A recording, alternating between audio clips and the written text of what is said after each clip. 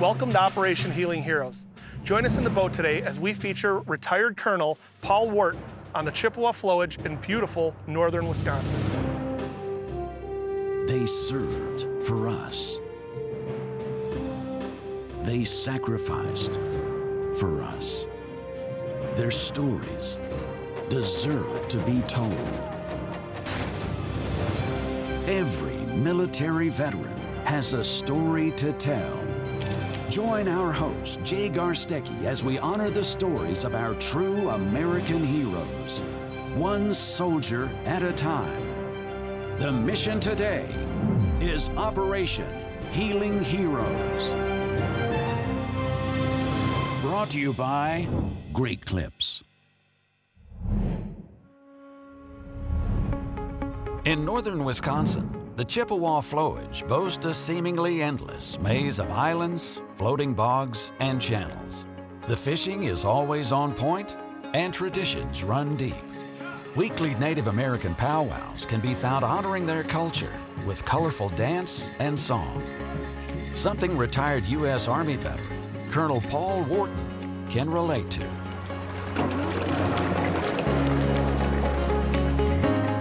Hey, Paul. Nice to meet you. My pleasure. Come on board, let's go catch some fish. That sounds great. Here, let me give you a hand there. Okay.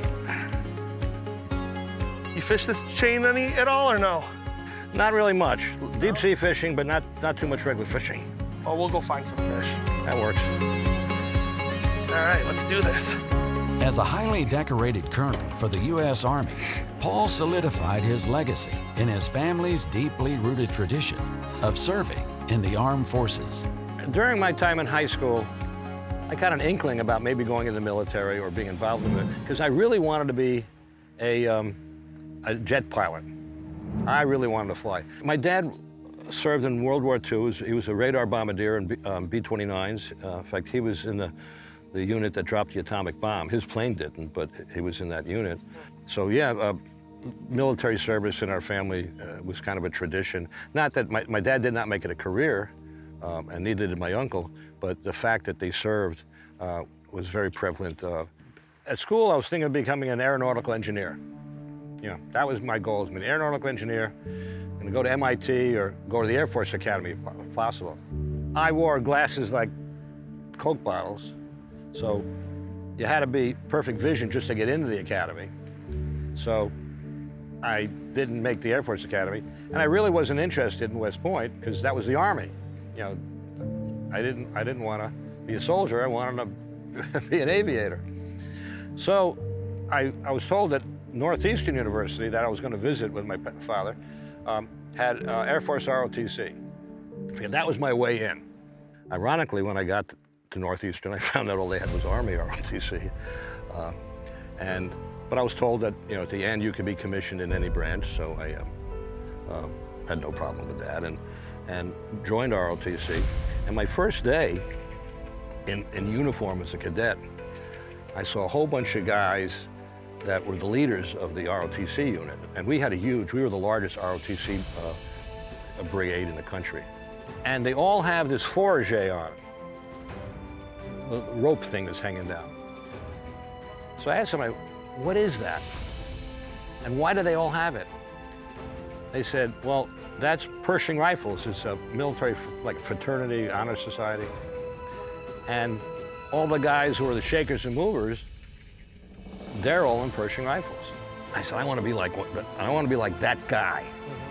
I eventually made Pershing rifles, and just like Colin Powell said in his book, Pershing rifles shaped him in his future military career. It shaped me in my future military career. Operation Healing Heroes is brought to you by Great Clips, Three Lakes Wisconsin Tourism, and by Power Pole.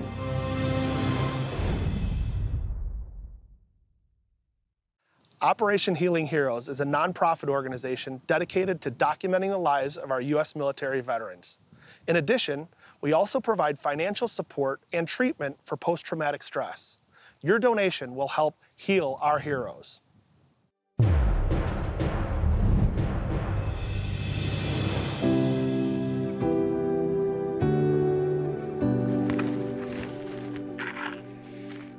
There you go.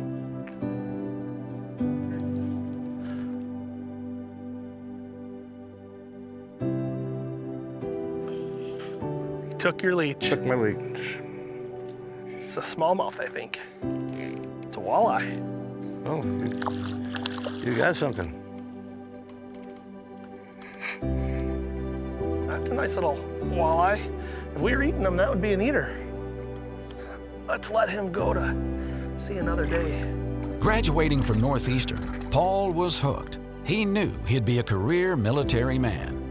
It was the late 1960s, and it was no secret as to where he was headed next. My closest friend in the military, Lester Kelly, he and I decided to go artillery. Not exactly sure why. It just, when we saw the howitzers firing and saw all the mathematical things that you had to do, and because it was all done by hand back then. At this point, was the Vietnam War going on? Oh, it was the height of the war. In fact, when I was in college, we had protests against the ROTC and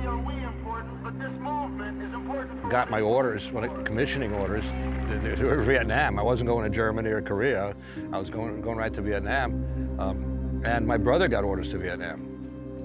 So he and I both went home to say goodbye to our parents, and then flew to Vietnam. We flew United Airlines. And then as we're coming into Vietnam, we could see below us an F-4 dropping napalm. And the pilot says, you know, welcome to Vietnam. The temperature's 105 degrees, and it's light to moderate ground fire. So Nothing like getting baptism by fire, huh? Literally. As a second lieutenant and even first lieutenant of artillery, I'm going to be a forward observer. So I'm going to be with an infantry company supporting that company commander. And I'm the guy who calls in the artillery. I'm also the guy that coordinates the attack helicopters and the Air Force that's going to support us. And there were times when I was on 2 different radios, you know, talking to the artillery on one radio and the helicopters on another radio, or the Air Force on another radio, because my job was to make sure that all those assets supporting us were employed properly with the most devastating effect on the enemy and the least devastating effect on us.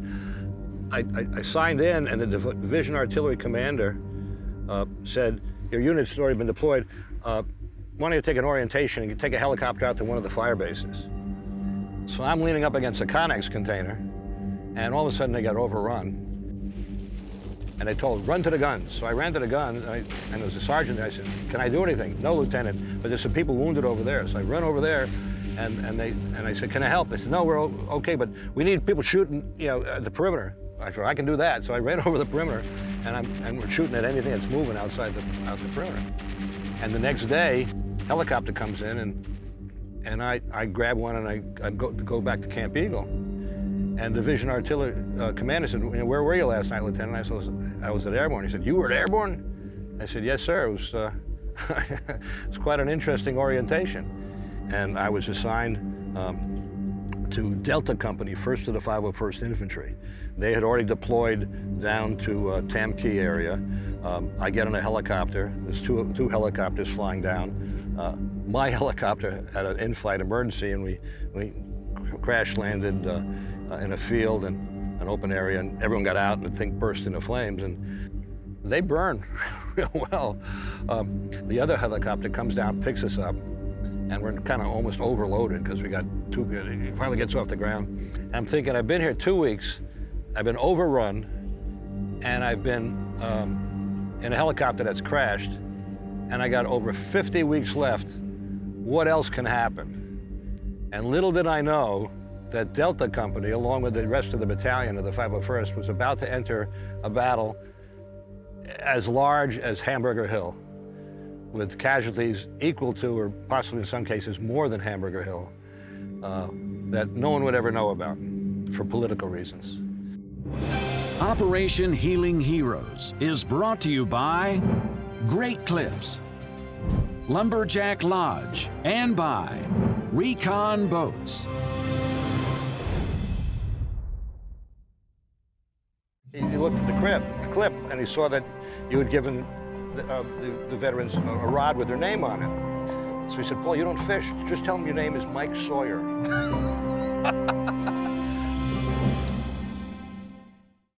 If you'd like to see more behind-the-scenes footage, follow us on social media and subscribe to our YouTube channel. Also, make sure you check out our podcast, Operation Healing Heroes, where we're going to tell more veteran stories.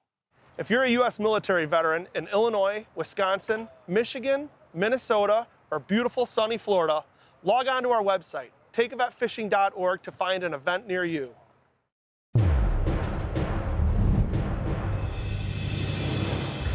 Just 2 weeks into his deployment, Paul was already under fire. He would now join Delta Company in Tam Kee, who would also inevitably come in contact with the Viet Cong. So you were only in your early 20s when you... Yeah, I got commissioned at, just turned 22. When I was in Vietnam, I was just about to turn 23. And when you're young, you kind of think you're immortal. Yeah. And so you tend to do some things that you probably wouldn't do at my age now. It was a platoon, actually, but it's a squad-sized unit that had been cut off. And I ran across this open area that was covered by machine guns. One of the guys later on took a picture, and you can see the machine gun where the dust is behind me running. Had I known that, I probably would have stayed where I was. And I dove into where they were. They were getting grazing fire, and they couldn't go anywhere. Grabbed the radio, changed the frequency so I could call the attack helicopters in. And once the Cobras came in and started shooting up the enemy, we were able to withdraw. I helped with the wounded. And once we got back, I started calling on artillery on that whole area. And that basically ended that skirmish for a while. No one had been in the unit even a year. Now, we had some lieutenants, but by the time the smoke cleared, I was the only officer left standing with Captain Roy. And as a result, all the platoon sergeant positions and platoon leader positions had to be filled by buck sergeants and spec 4s. So these are young men who've been in the Army 8, 9, 10 months, who've been in Vietnam maybe 4, 5, 6 months, so they're combat veterans. And they took on leadership roles far beyond what the stripes on their sleeves showed. And that's really a testament to the American fighting man, that something happens to the senior leadership, these junior guys step right up, can fill the role, and in some cases probably do it better. The heroism of the enlisted men was exceptional. Later on, I found out I was being awarded the Silver Star. Wow. And at the same time, I was also, because I was doing a lot of things in the company that FOs don't normally do, forward observers, they awarded me the Combat Infantryman's Badge. Oh, really? And not too many artillery officers get the Combat Infantryman's Badge. I was going to say, not too many officers get... I'm as proud of that CIB as I am of the Silver Star. Good for you. They had a ceremony, and the general was pinning the medal on me. He asked, why I did that. And I'm thinking, why would you ask that question? And so I looked at him and said, well, sir, I signed for their equipment. And he rolled his eyes, and I just moved on to the next guy and pinned the medal on him.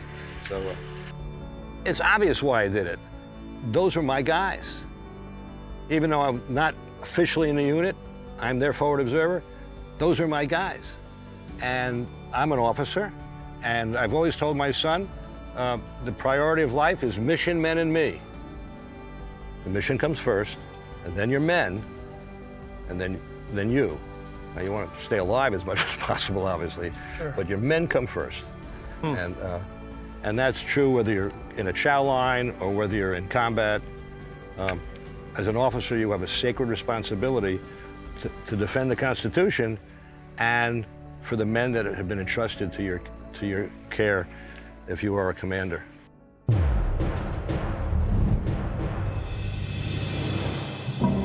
Horse Spirit's mission is to promote personal growth, hope, and healing through horses. Based in Wisconsin, Wisconsin Horse Spirit provides equine-assisted learning and horsemanship classes for veterans. If you'd like to personally thank a veteran that you've seen in one of our episodes, or nominate a veteran to be featured in a future episode, log on to our website, operationhealingheroes.org. I got something. Or I got caught on the bottom. That looks like a fish to me. Oh, there we go.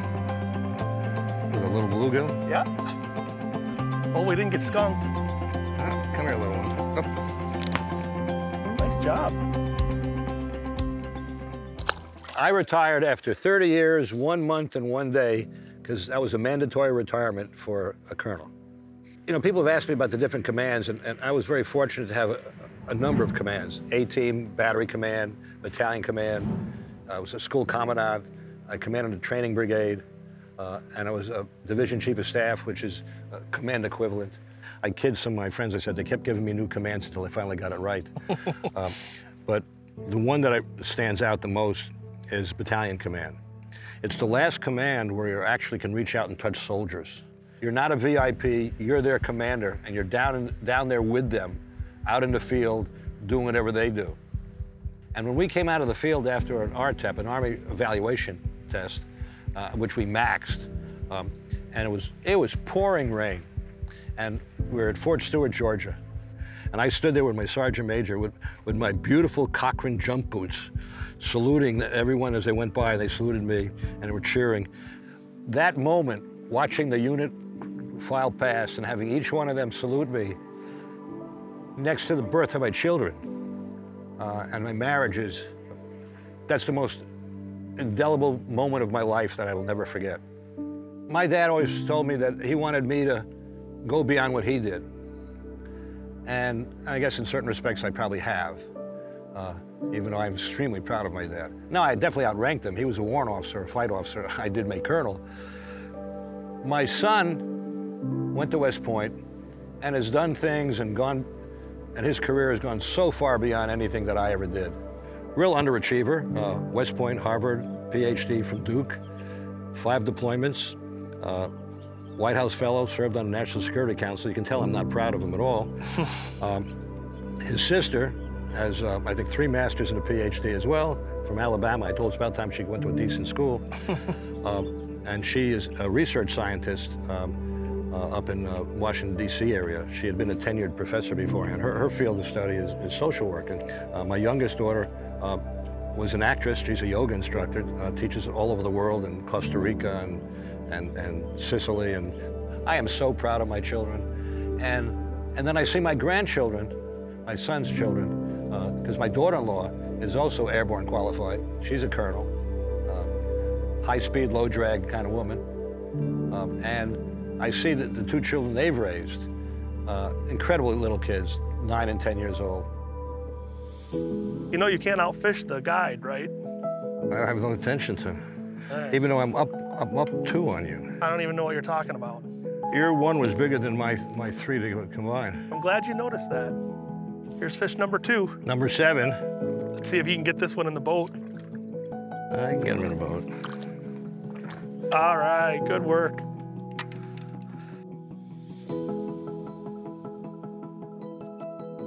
So what would you say to some of the men and women that might be watching this show and struggling with post-traumatic stress?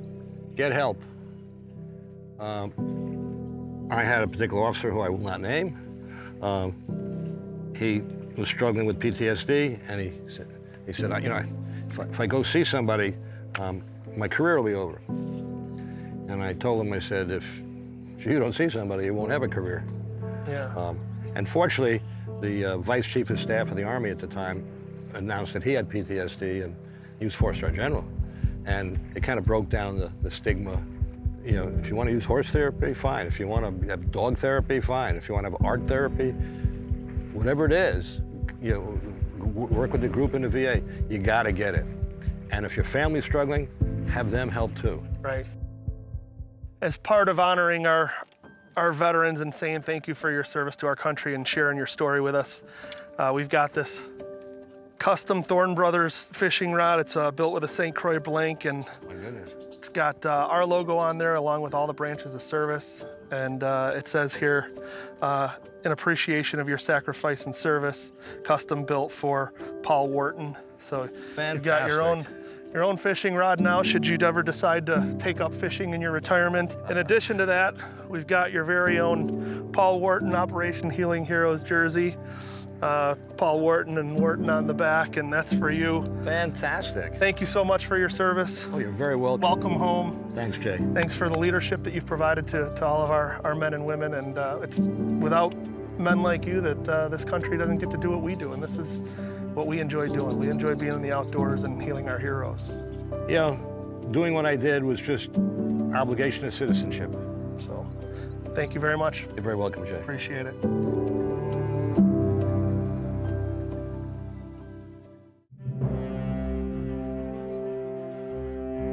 If you'd like to personally thank a veteran that you've seen in one of our episodes, or nominate a veteran to be featured in a future episode, log on to our website, operationhealingheroes.org, and click on the nominate button.